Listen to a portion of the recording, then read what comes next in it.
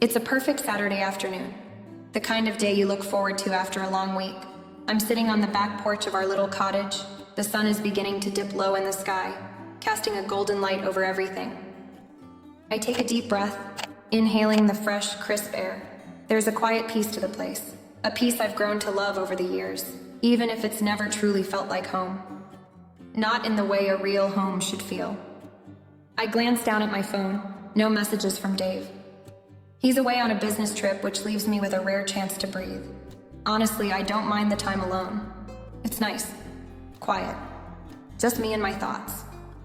Mark, my 22-year-old stepson, is here for the weekend. He's home from college, which is both a relief and a source of anxiety for me. He's always been different since his mom passed away, and I can't help but wonder if I've ever really filled that role for him, or if I've just been there in the background. I mean, I try. God knows I've tried. But Mark's never really opened up to me. He keeps his distance, his emotions locked behind those eyes of his. He's always polite, always respectful. But there's this wall between us that I just can't seem to break through.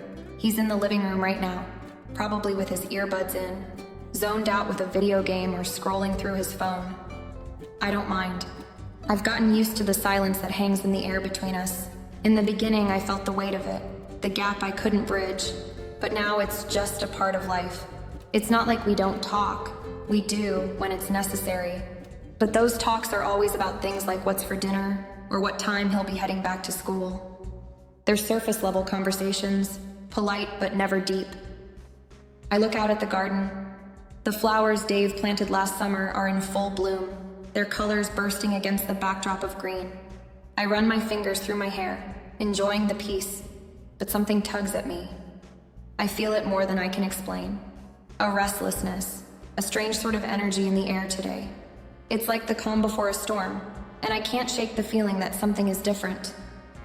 I hear a creak from inside, and it snaps me out of my thoughts. Mark's coming into the kitchen, probably looking for a snack. He's not the type to ask for much, and he certainly doesn't ever ask for help. He's grown up too fast, forced to handle things on his own after his mother's death. I can see it in his eyes every time he looks at me. A certain wariness, like he's unsure how much of a role I'm supposed to play in his life. And to be honest, I don't know either. I'm just trying to do my best, to be here for him when he needs it. But it's complicated. He's not my son, and I'm not his mother. But sometimes I wonder if he thinks of me that way. The door to the kitchen opens, and I glance over my shoulder. He's standing there, his hand on the door frame, looking a little lost for a moment, like he's unsure of what to do next. I catch his eye for a second, and then he looks away quickly, almost like he was caught doing something he wasn't supposed to. "Hey," I say, trying to sound casual. "How was your day?" "Fine," he responds, his voice flat. There's nothing particularly interesting in his tone, but there never is. "Just been watching some stuff online." He's holding his phone in one hand, but he doesn't seem like he's in a hurry to go back to whatever he was doing before. He's standing there in the doorway, his eyes still on the floor, as if he's trying to figure out what to say, or whether he should say anything at all. For a moment, we both just stand there. The silence between us is almost tangible now, heavier than before. It's almost like I can feel the walls closing in, this invisible divide that neither of us is willing to address. We don't speak for a few seconds, and then I'm the one who breaks the silence. "You know," I begin, trying to ease the tension. "It's nice to have some time to relax. No work, no distractions." I offer him a smile, but I can tell it's not really reaching him. He doesn't smile back. He doesn't even look up from the floor. "Yeah, I guess," he mutters. There's a slight shrug in his shoulders, as though he's been carrying something heavy for a long time, but he's not ready to let it out. I want to ask what's bothering him. I want to reach out to tell him that it's okay to talk to me, but I don't. Something holds me back. "Do you need anything?" I ask, trying to make the situation feel normal. "A snack, maybe?" He glances at me then, his eyes flickering up for a brief second before he shakes his head. "No, I'm good." I nod, feeling that same unease creeping back. He's not good. He's far from it. But I know he won't tell me. Not now, not ever. There's a part of me that wishes he would, that he'd let me in. but I'm beginning to realize that maybe that's just not going to happen. Maybe Mark is never going to let me be more than just the woman his father married, and maybe that's all I can ever be to him. With that thought, he turns and walks away, leaving me with the strange feeling that this moment, this afternoon, this time together, it all somehow feels like it's slipping through my fingers. I'm left alone again. But not really. There's something in the air now. A quiet tension I can't explain. Something has shifted. I just don't know what it is yet. The house feels eerily still after dinner. The kind of quiet that settles into your bones, deep and unmovable. I'm in the living room, curled up on the couch with a book in my lap, trying to lose myself in the words. My mind feels like it's in a fog after the long day, sipping on a glass of wine, letting the amber liquid warm me from the inside. It's been a peaceful evening so far, just the two of us, Mark and me. I'd half expected him to retreat to his room after dinner, but instead, he's disappeared into the bathroom, and the soft hum of the shower fills the silence in the house. I don't mind the quiet. It's a relief, really. The calm gives me a chance to think, or at least to stop thinking about all the things I can't seem to fix. But then, the bathroom door creaks open, and I'm pulled back into reality. I glance up just in time to see Mark, still wrapped in a towel, step into the hallway. The warm light from the bathroom spills out, casting shadows across his bare chest. For a second, he looks almost unguarded, his muscles relaxed, his face still soft from the steam. I quickly look away, hoping he doesn't notice my gaze. I feel a jolt in my chest, but I brush it off. It's ridiculous, I tell myself. He's my stepson, for crying out loud. But the tension lingers, the air suddenly thick with an unspoken awareness. I try to focus on my book again, but the words blur, the letters all blending into one. My pulse quickens as Mark walks toward the kitchen, his steps slow but purposeful, his towel barely hanging onto his waist. I can't help but feel the heat in my face, the flush creeping up my neck. There's something about the way his presence fills the room, something about the way he stands there, like he's no longer the awkward kid I used to know, but a man, one who's just a little too comfortable in his own skin, too aware of the way the world sees him. I can feel my heart pounding in my ears, and for a moment, everything around me feels distant. It's like I'm not even in my own home anymore.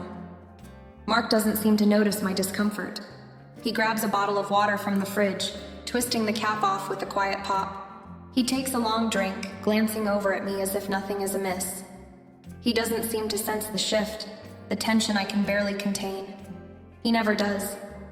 He's always been a little oblivious when it comes to things like this. For a moment, I wonder if I'm the only one who feels it, the way my body betrays me with every passing second. The way my thoughts start to drift to places they shouldn't. The way his presence alone stirs something deep inside me that I can't quite understand. But before I can process any of it, Mark turns and walks down the hallway toward his room, disappearing from sight. The soft sound of his footsteps fades, leaving me with a silence that feels much heavier than before. I'm left sitting on the couch, the tension in the air almost suffocating. I try to shake it off, to tell myself it's nothing, but I can't. Something has shifted. I don't know if it's just my imagination or if it's something more, something real, but I can't shake the feeling that things between us will never be the same after tonight. Later that night, after Mark has retreated to his room and I've done my best to distract myself with television, I find myself unable to shake the unease. I try to push the tension from my mind, but it lingers, a quiet hum underneath everything. It's like the weight of the silence has settled into the corners of the house, creeping into the space between us. I'm about to turn off the TV and head to bed, when I hear the familiar sound of footsteps coming down the hallway. I glance up just in time to see Mark standing in the doorway, looking hesitant. He's fully dressed now, his clothes a bit disheveled as if he's been pacing back and forth, trying to figure something out. I don't know what makes him come to me, but the moment his eyes meet mine, I can tell something's different. There's a look in his gaze, a kind of vulnerability that I've never seen before. Can we talk? His voice is softer than usual, almost tentative. I hesitate for a moment, unsure what this conversation will be about. I open my mouth to say something, but the words catch in my throat. Instead, I nod, gesturing to the empty space beside me on the couch. Mark hesitates for a second before sitting down. Not too close, but not too far away either.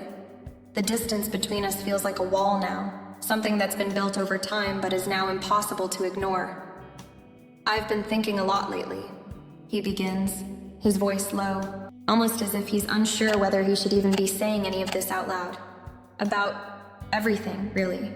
About how things are between us. My heart skips a beat.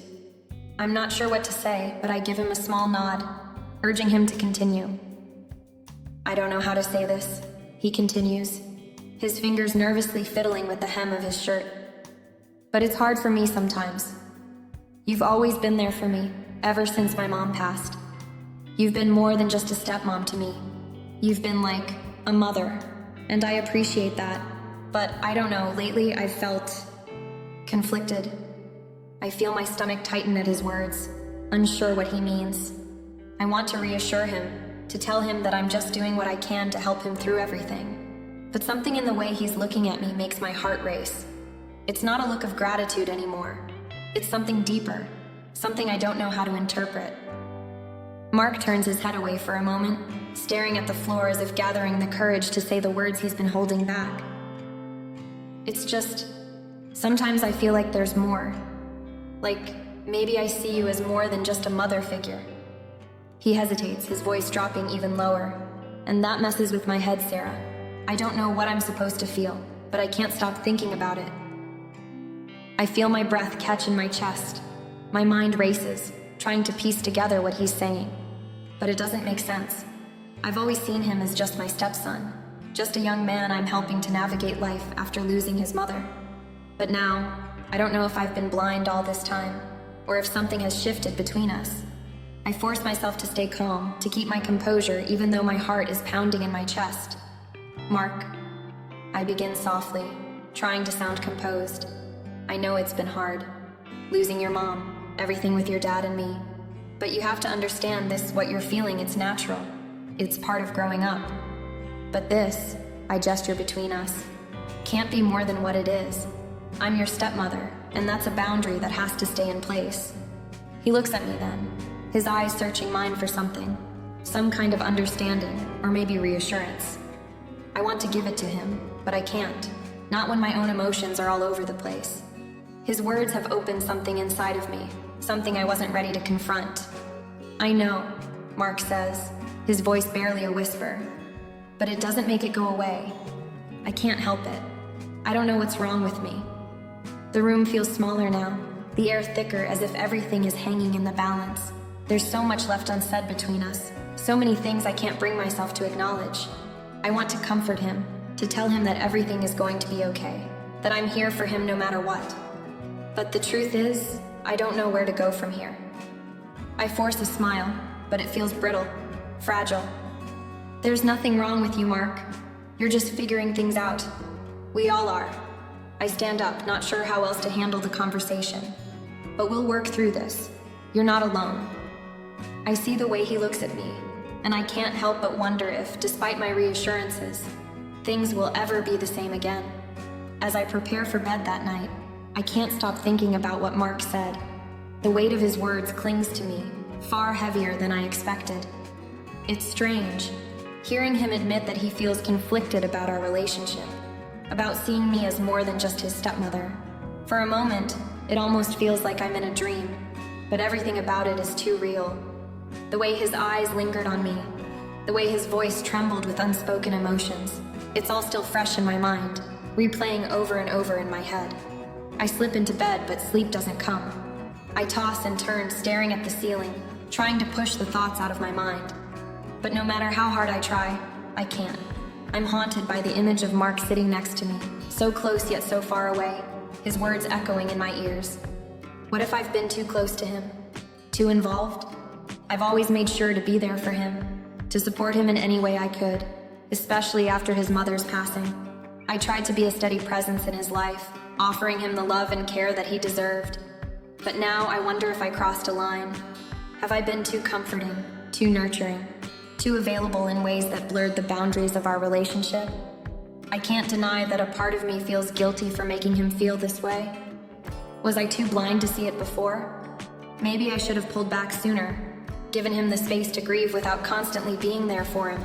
But the truth is, I wanted to be there. I wanted to help him through his pain. I wanted to fill the gap that had been left when his mother was taken from him. But now, I can't shake the feeling that I've done more harm than good. I close my eyes, hoping for some peace. But instead, I'm bombarded with flashes of Mark. The way he looked at me tonight, his vulnerability laid bare, his words so raw and honest, I can't help but feel a strange tug in my chest. Something that goes beyond my role as a stepmother. It's like there's a part of me that feels drawn to him, in a way that makes no sense. I try to shake the thought, but it lingers, a quiet whisper in my mind. My heart races as I picture him again, standing in front of me, unsure and conflicted. He wasn't just talking about us being family anymore. He was talking about something deeper, something more intimate, and despite the guilt that floods through me, despite the voice in my head screaming that this is wrong, a part of me can't ignore the way my body reacted when he was near me, the way his presence affected me in ways I wasn't prepared for. I feel a flush of heat creep up my neck as I try to push the thoughts aside, but they refuse to leave. There's a desire there, a longing that I can't explain, and it terrifies me. What am I supposed to do with these feelings? How do I reconcile the bond I've tried so hard to maintain with the sudden shift in my emotions? I lie still in the dark, my mind spinning with confusion and shame. But beneath it all, there's an undeniable pull toward him, and that scares me more than anything else, because I know this is a dangerous path to even think about walking down. And yet, I can't stop myself from wanting to understand it, wanting to figure out what this connection really means. The next morning, everything feels different. There's a strange weight in the air, something heavy that I can't quite put my finger on. The usual sounds of the house, the clinking of coffee cups, the hum of the toaster, are muted, almost distant. I'm moving through the motions, making breakfast, setting the table, but inside, my mind is running a mile a minute. I can't shake the feeling that something has shifted, that the lines between us have blurred in a way that can't be undone. Mark comes downstairs just as I'm finishing up, his hair still damp from the shower. He's wearing an old sweatshirt and jeans, the same casual look he's had on for years, but today it feels different. His presence in the room is somehow more pronounced, and I notice every little detail, the way he rubs his eyes, the slight hesitation in his step. He doesn't meet my eyes, and for a moment we stand there in silence, unsure of what to say. I force a smile, trying to push through the awkwardness, but it doesn't quite reach my eyes. "Morning," I manage, my voice sounding far too high-pitched for the quiet tension hanging in the room. "Morning," he replies, his voice low, almost distant. He sits down at the table, his posture stiff, his hands folded in front of him. There's an uncomfortable stillness between us, a space that neither of us seems willing to fill. It's like we're both waiting for the other to say something, to acknowledge the elephant in the room, but neither of us does. I try to focus on the task at hand, pouring him a cup of coffee, setting out his breakfast. I want to keep things normal, to pretend that everything is fine, that nothing has changed. But deep down, I know it has. And the more I try to act like nothing's different, the more it feels like I'm lying to myself. The guilt, the confusion, the attraction, it's all there, hovering just beneath the surface, making every simple gesture feel loaded with meaning. Mark picks at his food, not really eating, just pushing things around on his plate. He glances at me quickly, then looks away, his gaze lingering on the window instead of meeting mine. I want to say something, anything, to break the silence, but I can't. The words are caught in my throat, like I'm afraid that if I speak, I'll shatter the fragile calm we've managed to maintain.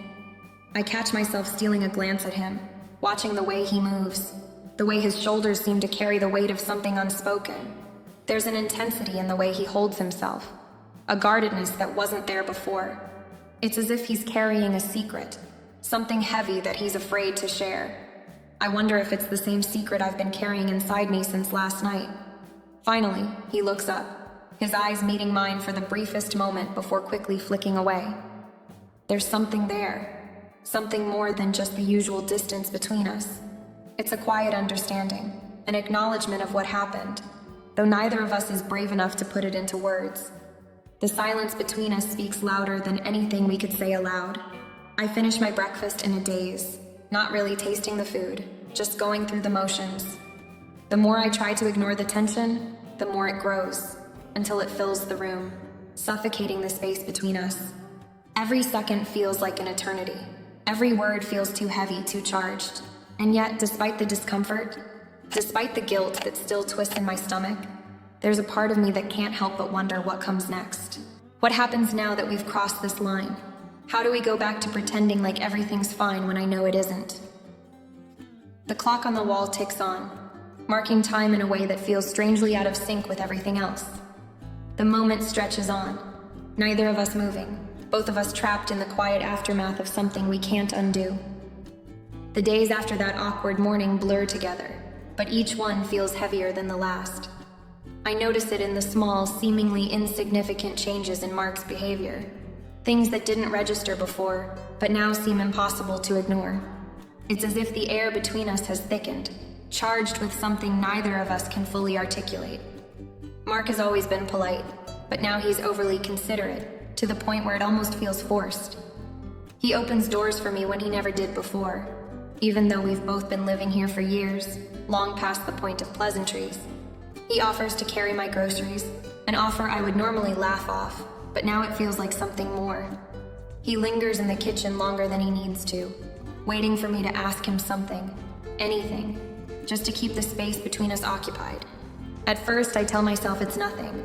It's just him being polite, being the good son. But then I notice the way his eyes follow me around the room, the way he stands just a little too close when he hands me a cup of coffee or asks if I need help with something. It's like he's measuring my reactions, gauging how I'll respond, waiting for me to give him some kind of signal. But I don't know what that signal is, and honestly, I don't want to. Every glance feels loaded now, and every small touch makes my skin prickle. The simple act of brushing past each other in the hallway feels like an electric shock. I catch myself holding my breath when he's near, unsure of what exactly is happening to us, to this house, to the strange pull that seems to grow stronger with each passing day. There's one afternoon when I'm sitting in the living room, reading a book, trying to distract myself from the mounting tension, and Mark comes in, his hands full of laundry. He pauses just inside the door, his gaze lingering on me a little longer than usual, as though he's waiting for me to say something. I don't. I just look up from my book, forcing a smile, trying to act normal. But something about the way he stands there, eyes flicking from me to the laundry, then back to me, makes my heart race. Need any help? He asks, his voice soft, almost hesitant. I shake my head, trying to keep my composure. No, I'm good, thanks though. He doesn't leave right away though. Instead, he stays there, just inside the doorway, shifting his weight from foot to foot, his gaze not quite meeting mine. I feel my chest tighten as I try to push the strange feelings away.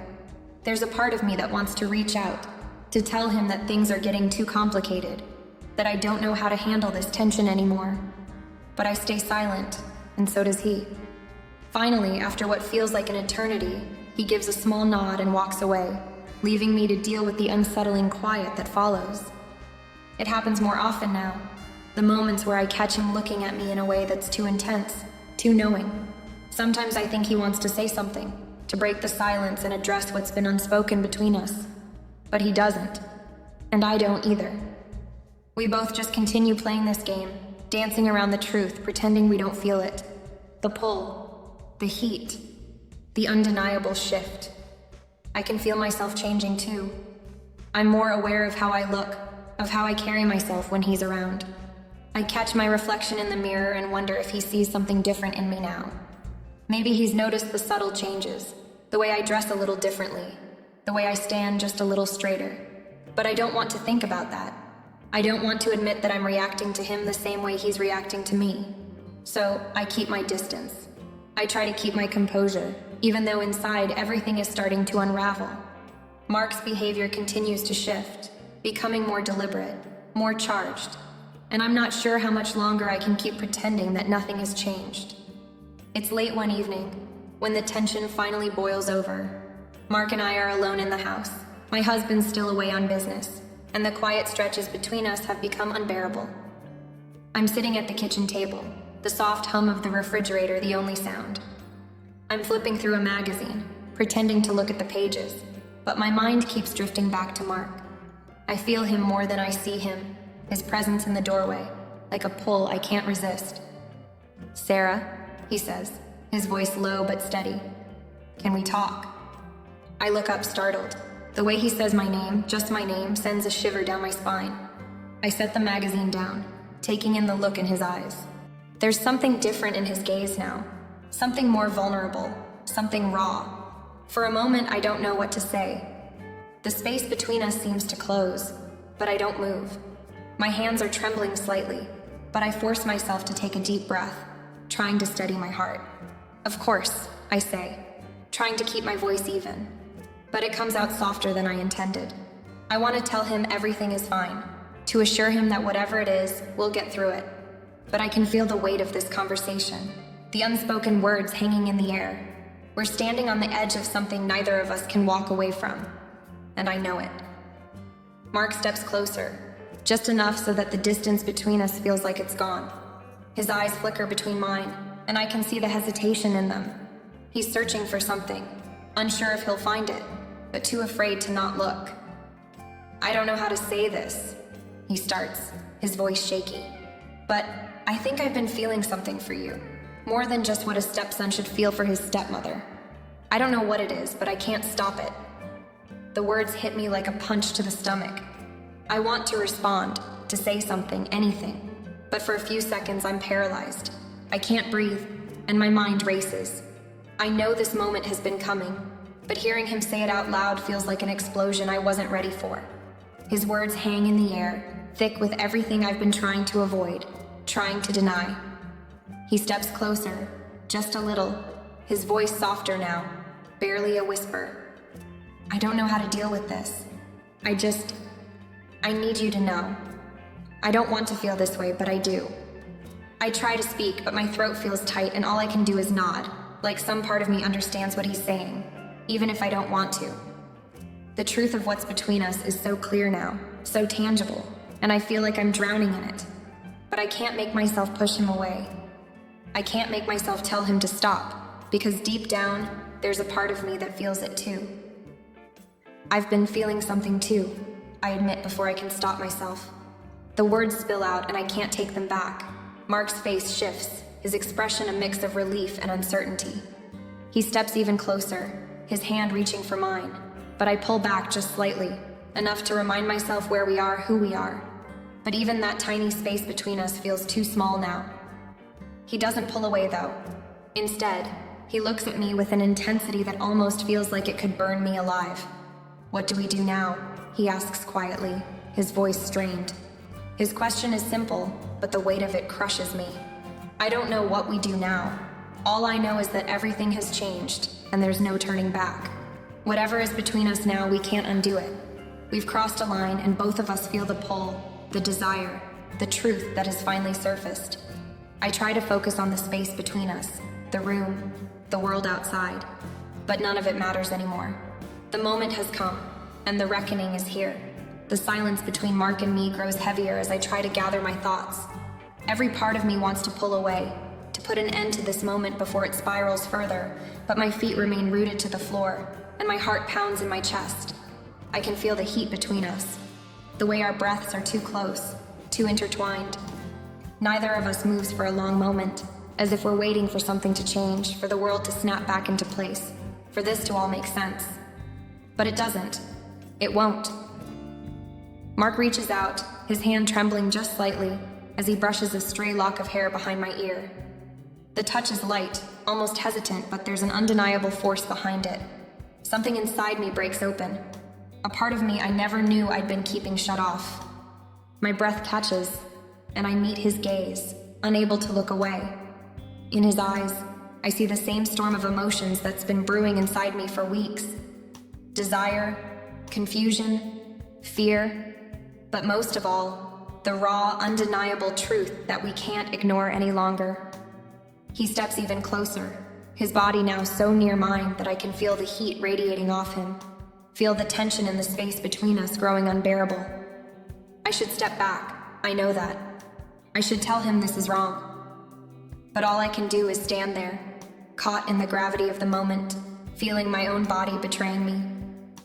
His hand rests on my shoulder now, firm but gentle, his thumb grazing the edge of my collarbone. I inhale sharply, my pulse quickening. This is it. The moment I've been trying to avoid. I should stop him, I should stop myself. But as he leans in, his breath warm against my cheek, everything else fades away. I'm no longer thinking, I'm just feeling. And when his lips gently brush against mine, I don't pull away. I don't stop him, I don't stop myself. The kiss is tentative at first, soft and unsure, but it deepens quickly, a rush of emotion flooding through me. I can taste the longing in his kiss, feel the years of tension building up, the way our bodies are drawn together like magnets, unable to resist. I can feel my heart pounding in my chest, the heat of the kiss spreading through me, igniting a fire I never expected to burn. When we finally break apart, our eyes meet, and I see it in his expression. He feels the same way. There's no doubt, no confusion left between us. We've crossed a line, one we can't uncross. The weight of what just happened presses down on me like a heavy stone, but I don't know how to feel. I don't know what to say. Mark's face is flushed, his breath shallow. He looks at me, his gaze questioning, searching for some sign of what this means. I open my mouth, but no words come out. The only thing I can hear is the rapid beating of my own heart. Too loud, too fast. I want to say something, anything, but I can't. I know that whatever comes next, nothing will ever be the same again. We stand there in silence, the room thick with the weight of the kiss, the understanding that whatever path we're about to walk down is uncertain and terrifying. Neither of us knows where this will lead, but we both know that we're in it together now. The line has been crossed and there's no going back.